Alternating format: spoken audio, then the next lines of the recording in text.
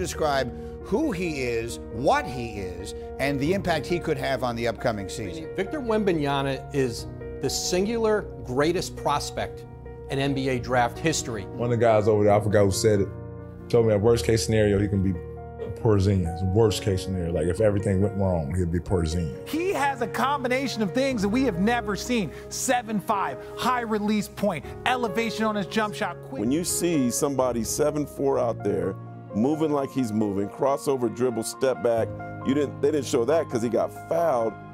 It's just like, I feel like I saw the future. In early October of 2022, a flock of over 200 NBA scouts, executives, and analysts descended upon the city that never sleeps for a chance to glimpse into the future. One of America's top basketball prospects, Scoot Henderson, who many regard as a generational talent, was ready to light up the basketball world. The 6'2" prodigy point guard, who has been compared with the likes of both MVP Derrick Rose and a prime Russell Westbrook, laced up his sneakers and took to the stage. But as you can tell by the title of this video, it wasn't him that everyone came to see. Victor Wembanyama isn't just the hottest draft prospect since LeBron James back in 2003, but he's the most promising one too. After those two games that the Metropolitan 92 and the G League Ignite shared together on the 4th and 6th of October, the whole NBA world realized that the hype was real. Standing at 7'4" with an 8-foot wingspan, Wembanyama no longer fit the description of a unicorn because this kid was an alien. No one has ever seen anyone as tall as he is, but as fluid and as graceful he is out on the floor.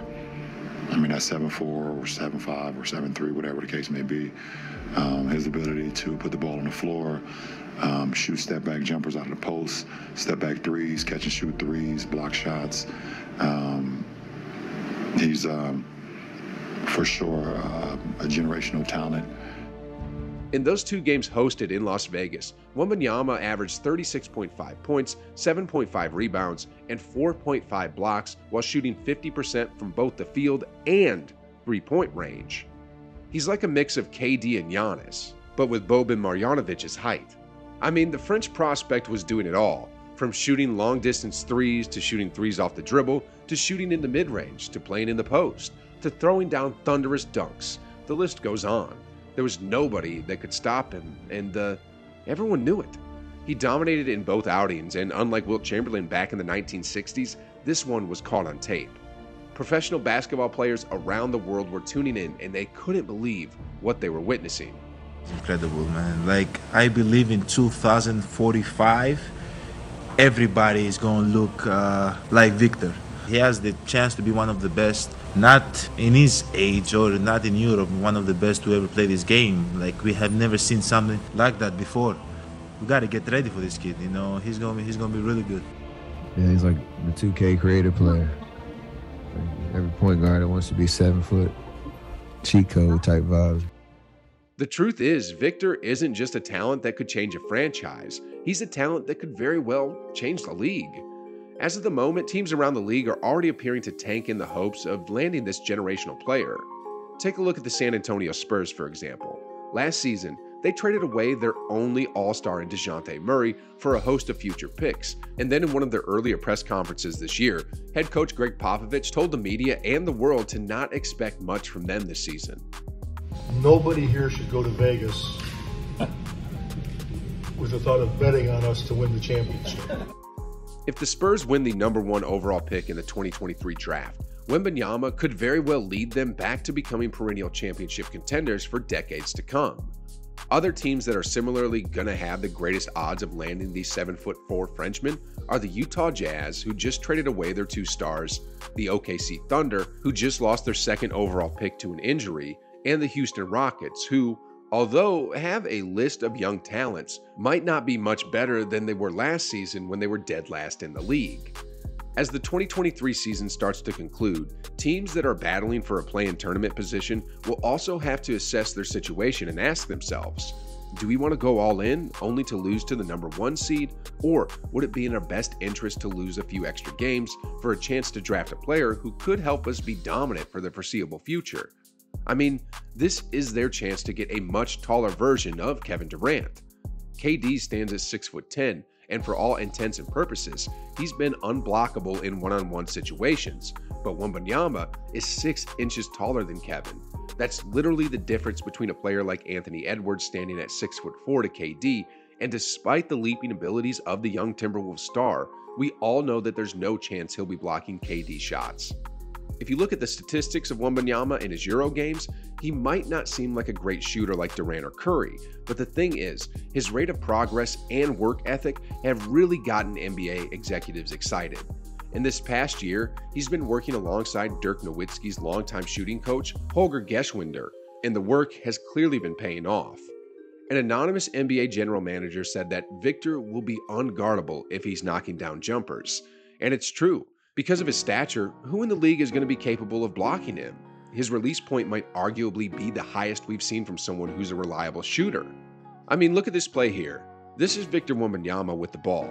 The person guarding him is a 6'10" center, Eric Mika. Look at the difference of height from the contest and the release point. Sheesh, guys. As we can all see here, even if you're a professional big man trying to block or alter a shot, you won't even begin to affect the shooting of Wembanyama. Here's what KD had to say after watching the young phenom play. The evolution of the game is taking us this far. You know what I'm saying? When you got 7'5" dudes who's able to do everything on the court. The league's really in trouble when he comes in. I want to see how it plays out. Just to illustrate how dominant Wembanyama has been so far, in 2021, at the Under-19 Basketball World Cup, the United States team, which featured future NBA talents such as Chet Holmgren, Jaden Ivey, Patrick Baldwin Jr., and Kenneth Lofton Jr., went up against France, which only had Wembanyama. For this game, Victor went for a game-high 22 points and had a game-high 8 rebounds and a game-high of 8 blocks. While Team USA ultimately won this close game by just 2 points, Wembanyama was a +7 in the plus-minus department and really gave the United States team a good run for their money. This year, Wembanyama had a ton of offers to play in leagues around the world, such as the G League, the NBL in Australia, and a host of European leagues. But in the end, he and his camp decided it was best for him to stay close to home to slowly build up his body in order to have a long NBA career.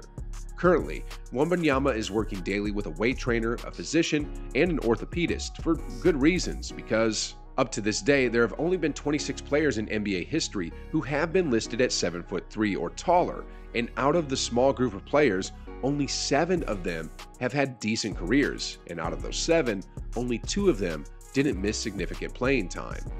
Wembanyama's agent, Bouna Ndede, who's also the agent for Rudy Gobert, Nicolas Batum, and Evan Fournier, has already told the media that everything has to be built the proper way. This kid is mentally ready to play anywhere, but his body needs to keep being ready because he is one of the longest players we have ever seen move at that scale. NBA people are telling me to shut him down, but we are not going to shut him down. He wants to compete and get better. With Victor, it's basketball first and everything else second. An obvious unique advantage that Wembanyama has over other centers in the NBA is the fact that the average height of a center in the NBA in 2022 is 6'10", whereas he is 7'4". A less obvious unique advantage that he has over other centers in the league is the fact that he was born in 2004. What this means is that he grew up watching modern-day basketball. Instead of watching big men like Shaq dominate with their backs towards the basket, he was watching the silky smooth shooting of Kevin Durant and understood the importance of shooting.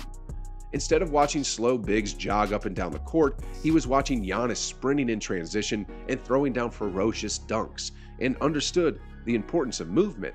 What started out on YouTube back in 2020, where a teenager from France was bringing Rudy Gobert to school, has now manifested itself onto the hardwood NBA floors in the States. Anyways, here's something that completely shocked me. So, the other day, I was just browsing around on YouTube where I saw a clip of Wembanyama on the channel of Christopher London, and to be perfectly honest, he's a big creator that I haven't had the pleasure of watching before. In this frame here, he's standing next to Wembanyama, and how tall do you think Christopher is? I wasn't too sure myself, so I typed it into Google and found out that this dude is 6'10". That's the same height as Kevin Durant, Andre Drummond, Jared Allen, and Anthony Davis. For crying out loud, Wembanyama makes NBA giants look like 6'2" guards, and the scary thing is, it's no longer a question of if he gets to the NBA, It's no longer a question of when he gets to the NBA. It's now a question of what are we going to do when he gets to the NBA?